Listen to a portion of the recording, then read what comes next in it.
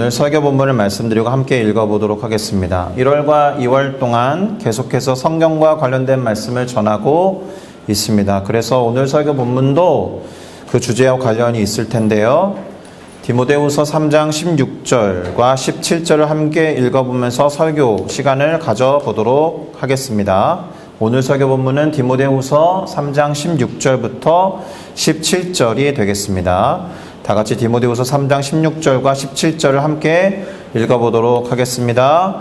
모든 성경은 하나님의 감동으로 된 것으로 교훈과 책망과 바르게 함과 의로 교육하기에 유익하니 이는 하나님의 사람으로 온전하게 하며 모든 선한 일을 행할 능력을 갖추게 하려 함이라. 아멘.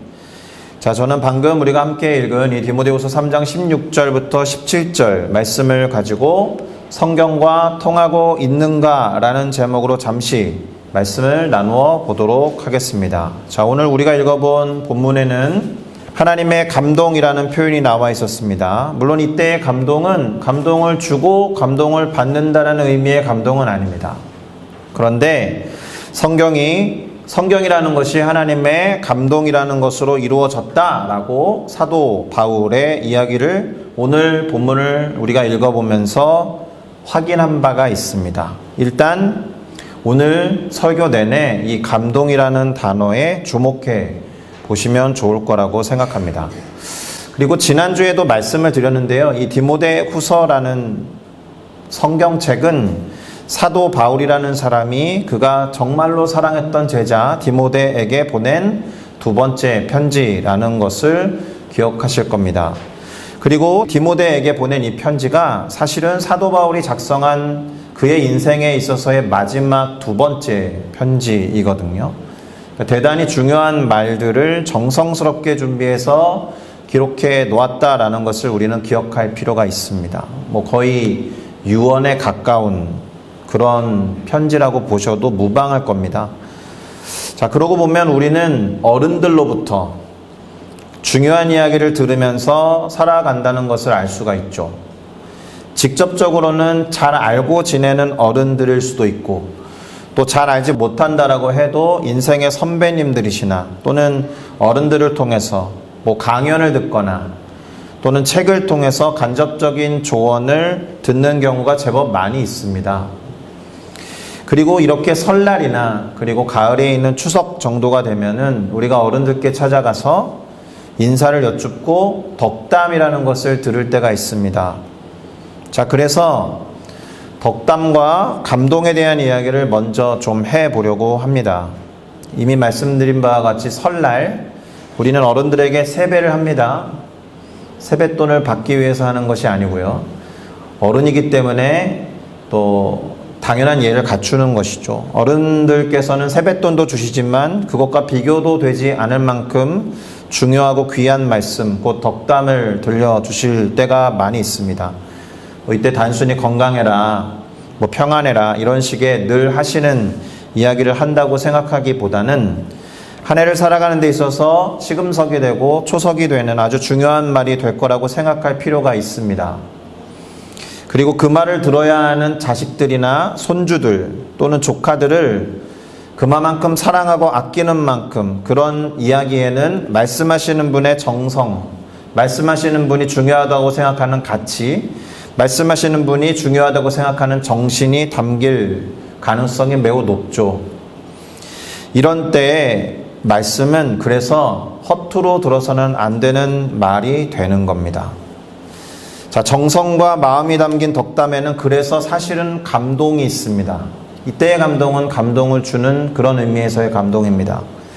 마음과 뜻과 정성이 담긴 말씀이나 이야기를 들으면 와, 어떻게 그런 말씀을 들려주실 수 있지? 이런 생각이 들어서 감동을 받을 겁니다.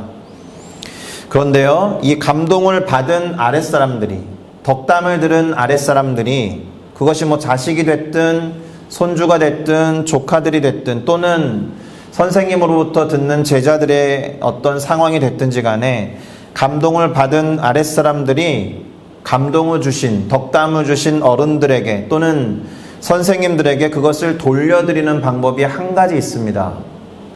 덕담을 들은 대로 살아간다면 그 모습을 보시는 어른들, 그 모습을 보시는 선생님들도 감동을 받으신다라는 거죠. 감동을 주기 위해 덕담을 주신 것은 아닙니다. 다만 이 이야기를 들어야 하는 나의 아들들, 나의 자식들, 나의 조카들, 나의 손주들, 나의 제자들을 위해서 마음과 뜻과 정성을 담아서 들려준 말을, 그것을 듣는 사람이 감동을 받고 그대로 행하고 살아가는 모습을 본다면 우리들의 어른들, 우리들의 선생님들은 역으로 감동을 받으실 거다라는 겁니다. 그러니까 이 덕담이라는 이야기를 통해서 감동을 주고 받을 수 있는 놀라운 일이 일어나기도 합니다.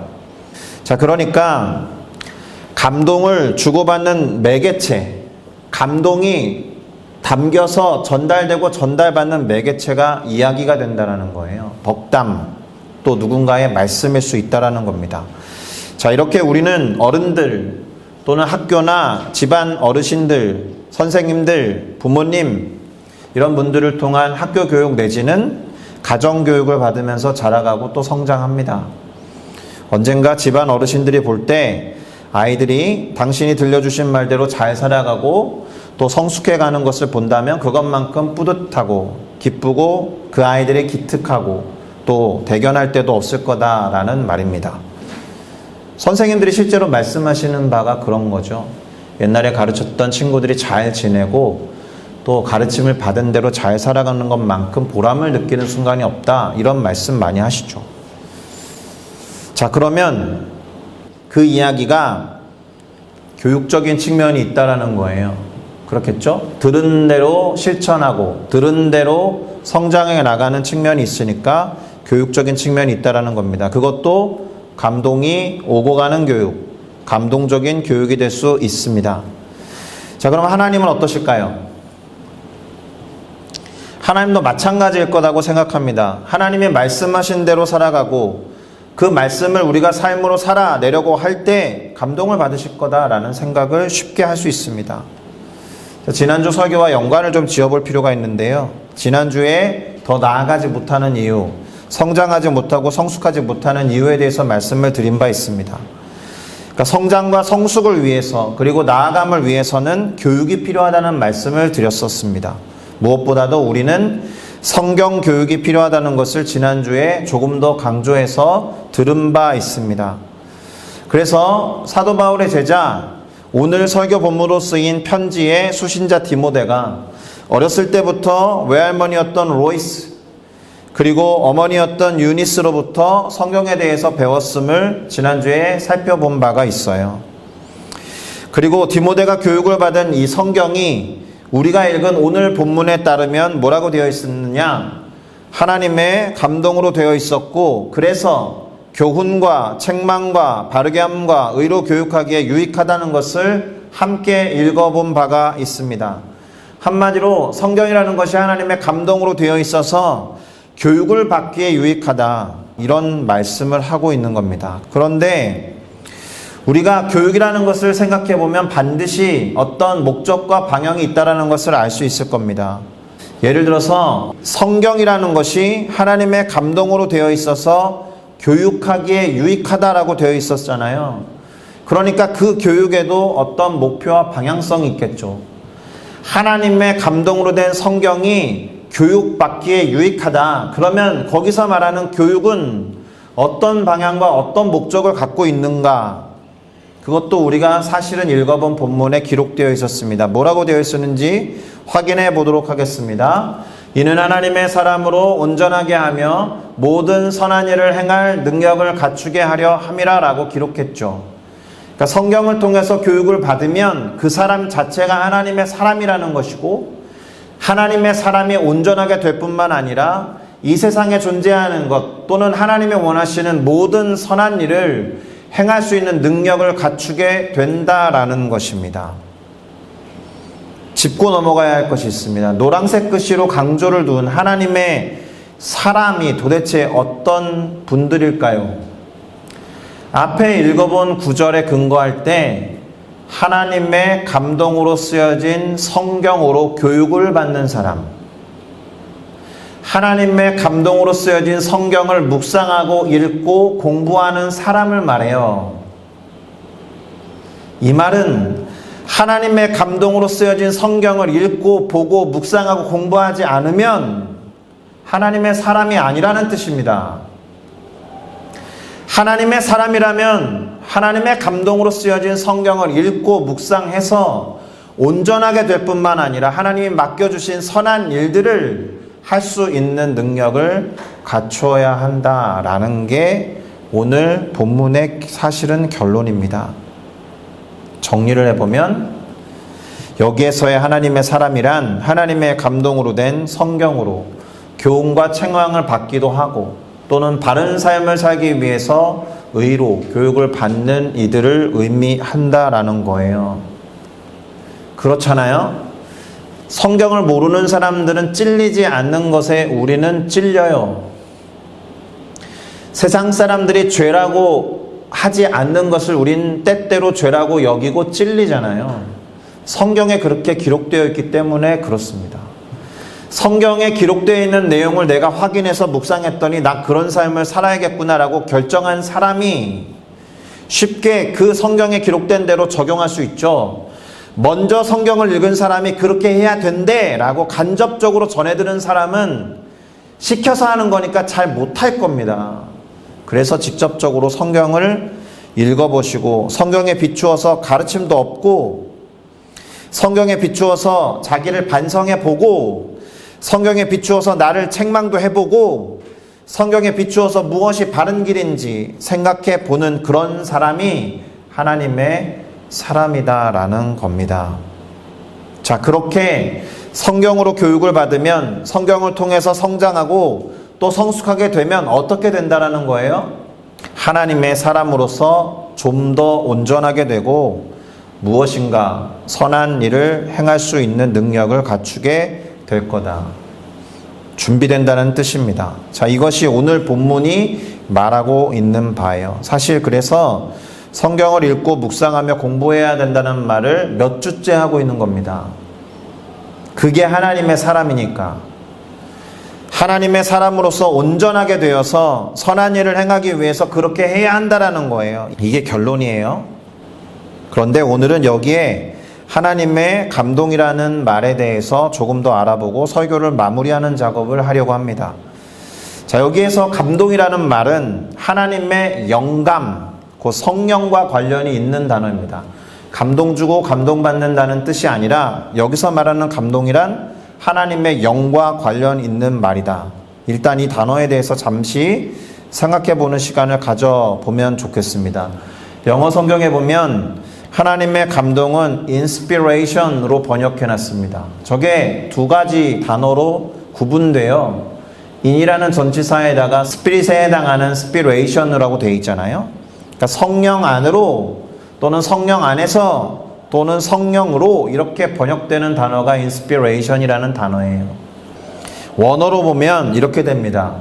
데오프뉴스토스라고 읽혀지는데요. 데오라는 말은 하나님이란 뜻이에요. 그리고 푸뉴라는 단어는 푸뉴마에서 왔거든요. 푸뉴마가 성령이란 뜻입니다. 그래서 데오프뉴스토스라고 하면은 하나님의 영이란 뜻이 되는 거죠. 하나님의 영과 관련 있는 말입니다. 하나님의 영으로 지어졌다. 성경은 그런 뜻이 되는 겁니다. 그러니 하나님의 감동이라는 말은 다시 정리하면 하나님의 영, 곧 성령으로 라는 말이 되는 거죠. 굳이 말하면 하나님의 영, 곧 성령과 그분의 영성이 집대성된 역작, 작품이 성경이다라는 말이 되는 겁니다.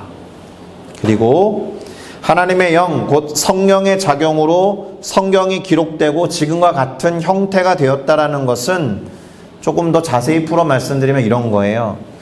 성경이 하나님께서 당신의 영성 또는 성령을 불어넣은 하나님의 영에 의해서 감동받은 사람, 그 인간 저자라고 부르거든요. 베드로도 인간 저자이고 바울도 인간 저자이고 요한도 인간 저자이고 마태도 인간 저자이고 모세도 인간 저자이고 사무엘도 인간 저자예요. 그 모든 사람들에게 하나님의 영이 임해서 하나님의 영에 의해서 감동된 사람들이 때로는 자료를 모으고 자료 모은 것을 집대성한 과정에도 하나님의 성령이 영향을 끼쳤고 또 오늘날 구약성경 39권, 신약성경 27권으로 만들어 놓는 과정에서도 하나님의 영이 감동하셔서 이루어졌다라고 우리는 믿습니다. 자, 이것이 성경이 가진 권위예요. 하나님의 영에 의해서 그렇게 됐다라고 믿을 때, 성경은 그래서 영적인 권위가 있구나라고 우리가 믿게 되는 겁니다. 자, 사랑하는 성도 여러분, 누군가에게 간절한 마음을 담아서 편지를 쓰신 적이 있습니까? 그렇게 꾹꾹 눌러 쓴 실제 편지가 아니라 하더라도 누군가의 마음과 누군가의 뜻과 누군가의 정성을 다 모아서 쓴 글을 읽으면 그것을 받은 분은 감동받겠죠. 그 글을 쓴 사람의 마음과 뜻과 정성이 전달되어서 나타난 결과가 감동이라고 말씀드렸습니다. 그야말로 감동적인 편지인 거죠. 하나님께서 당신의 영을 초집중하셔가지고 당신의 마음과 뜻과 정성을 다해서 불어넣어서 우리를 향해서 글을 쓰셨다라고 생각하면 성경을 읽을 때 감동을 받으셔야 합니다. 그런데 감동에 이르지 못하는 이유는 뭐예요? 너무 어려워. 옛날 글 같아. 너무 두꺼워. 이 말이 여기에서 무슨 뜻이야? 이렇게 너무 어렵다라고 생각해서 그렇죠. 오늘의 초점은 그래서 성경을 바라보는 관점을 바꾸는 데에 있습니다. 우선은 하나님께서 모든 것들을 집약하셔서 당신의 마음과 뜻과 정성을 모아서 쓰신 감동적인 글이 성경이다라는 것을 받아들이셔야 됩니다. 그러면 그 말씀대로 살아간다면 하나님은 우리를 통해서 감동을 받으시겠죠. 아까 말씀드렸듯이 덕담을 받은 사람이 덕담대로 살아가면 덕담을 하신 분이 감동받는 것과 같은 이치입니다. 그런데 한번 생각해 볼 게 있습니다. 성경 이외에 하나님의 영성이 집약되어서 이 세상에 나타난 것이 또 있습니다. 자, 성경에 하나님의 모든 것들을 초집중하셔서 마음과 뜻과 정성을 다해서 만들어 놓은 게 성경이라고 했는데, 성경 이외에 하나님의 영성이 초집중되어서 정성을 다해서 만들어서 나타난 게 또 있어요. 들어보셨습니까? 어떤 존재가 하나님의 모든 것들이 총 집약되어서 나타난 존재일까요? 네, 사람이에요. 하나님은 사람을 당신의 모양과 형상으로 만드시고 당신의 호흡, 그 생기를 그 코에 후 하고 불어넣으셨다라는 겁니다. 하나님이 땅의 흙으로 사람을 지으시고 생기라는 것을 그 코에 불어넣었더니 사람이 생명, 곧 살아있는 존재가 되었다라는 것이 창세기 2장 7절의 기록이거든요. 육체를 만들어 놓으시고 영혼을 담으셨다라는 뜻입니다. 우리가 믿든 안 믿든 이 자리에 있는 모든 분들이 다 믿을 거라고 저는 확신하는데요. 하나님이 세상에 존재하는 모든 것들을 뭘로 창조하셨어요? 말씀으로, 말하는 것으로 다 만드셨는데 유독 인간에 대해서는 다른 과정을 하나 더 덧붙여 놓으셨다라는 겁니다. 육체를 만들어 놓고 마치 당신이 혼이 담긴 예술 작품을 만들어서 당신의 혼을 예술혼이라고 하는 것처럼, 작품혼이라는 것처럼 담아서 후 불어넣어서 깨어나게 하신 유일한 존재. 그러니 옆분이랑 그렇게 인사하셔도 될 것 같아요. 당신은 하나님의 걸작품이십니다 라고 인사해도 될 것 같아요. 당신은 하나님의 걸작품이십니다 라고 인사하세요. 좋을 것 같다라고 하니까 아무도 안 하시네. 자, 그러니 이렇게 말씀드릴 수 있습니다. 사람도 그렇고 성경도 그렇고 하나님의 영성이 투영되고 하나님의 영성이 이입돼서 나타난 공통점을 갖고 있는 존재다. 이 말은 사람과 성경 사이에는 통하는 부분이 있다는 뜻입니다. 어떤 면에서 그렇다는 걸까요? 하나님의 영, 그 성령에 의해서 서로 통할 수 있는 것이 사람과 성경이라는 뜻입니다. 여러분, 동물이 성경을 읽는다라는 걸 들어본 적 있어요? 없어요. 동물은 그럴 수가 없어요. 자기들 안에서 의사소통을 할 수 있겠지만 하나님의 영에 의해서 감동돼서 기록된 성경을 보고 듣고 읽고 묵상할 수 없어요. 오로지 인간만 그렇게 할 수 있습니다. 유일하게 사람만이 하나님의 모양과 형상으로 창조되고 하나님의 호흡, 그 성령이 불어넣어져서 깨어난 영적인 존재, 인간만이 그렇게 할 수 있다. 하나님의 영에 의해서 기록된 성경을 읽고 듣고 묵상하며 공부할 수 있고 그것을 통해서 하나님의 뜻과 정성과 마음을 알아차리고 감동할 수 있는 유일한 존재다라는 겁니다. 할렐루야. 그러니 성령이 필요하죠. 성령에 의해서 하나님의 마음과 뜻과 정성이 담긴 성경을 깨닫고 읽어나갈 수 있는 거예요. 다시 말하지만 사람도 그렇고 성경도 그렇고 하나님의 영성과 영감으로 통하는 게 있는 존재다. 이것이 성경을 읽고 묵상하며 공부할 때 성령의 조명하심이 필요한 이유가 될 겁니다. 자, 사도 바울이 고린도로 보낸 사도 바울의 편지에 보면 다음과 같은 말이 기록되어 있습니다. 고린도전서 2장 9절에서 11절인데요. 제가 읽어드리겠습니다. 기록된 바 하나님이 자기를 사랑하는 자들을 위하여 감동을 주고자 하시는 이들을 위해서 예비하신 모든 것은 눈으로 보지 못하고 귀로 듣지 못하고 사람의 마음으로도 생각지도 못하였다. 이렇게 기록되어 있는 성경 구절을 인용해 놓고 그래서 어떻게 해야 하느냐? 오직 하나님이 성령으로 이것을 우리에게 보이셨으니 왜? 성령은 모든 것, 특별히 하나님의 깊은 것까지 통달하시기 때문이다 라는 것이죠. 사람의 일을 사람 속에 있는 영 외에는 누가 알겠느냐라고 물으면서 사도 바울은 이와 같이 하나님의 일도 하나님의 영, 그 성령에 의하지 않고는 아무도 알 수 없다라고 기록해 놓은 거예요.